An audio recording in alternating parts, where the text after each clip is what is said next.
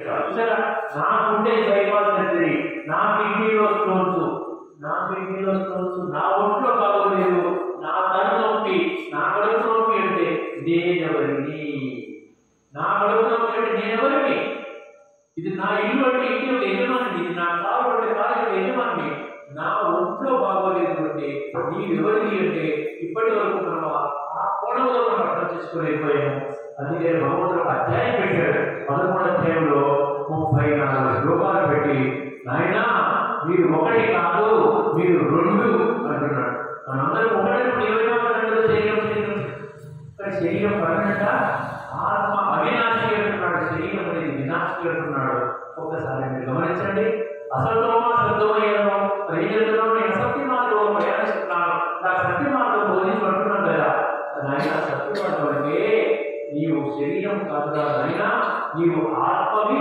ఈ శరీరాన్ని వాడుకుంటూ నీ జీవితాన్ని కళ్ళ ద్వారా చూస్తున్నావు, కాళ్ళ ద్వారా నడుస్తున్నావు, ముక్కు ద్వారా వాసన చూస్తున్నావు, చేతుల ద్వారా పనిచేస్తున్నావు. అంతే తప్ప కళ్ళు చూస్తాయా? కళ్ళు చూస్తాయా? కళ్ళు చూడు. కళ్ళ ద్వారా ఇయర్ని చూడాలా, పాపం చూడాలా, అర్థం చూడాలా, ఇయర్ని చూడాలి. ఎవరు శిక్షిస్తున్నారు? యజమాని అయినటువంటి ఆత్మ, ఇక్కడ గుడి మధ్యలో కూర్చున్నటువంటి ఆత్మ ఆ విధంగా కళ్ళను ఉపయోగించి ఆ విధంగా చూస్తున్నాము. అందుకనే భగవంతుడు ఏమంటున్నాడు? పొలం యజమాని వేరు, శరీరం యజమాని వేరు. చూడండి కదా, ఈ విధంగా కొంచెం దగ్గర మాకు తెలియదు, కొంచెం దగ్గర నాకు ఇక్కడ చూడండి, ఇక్కడ చూడండి, ఇక్కడ దగ్గర ఇక్కడ తెలియదా? ఇక్కడ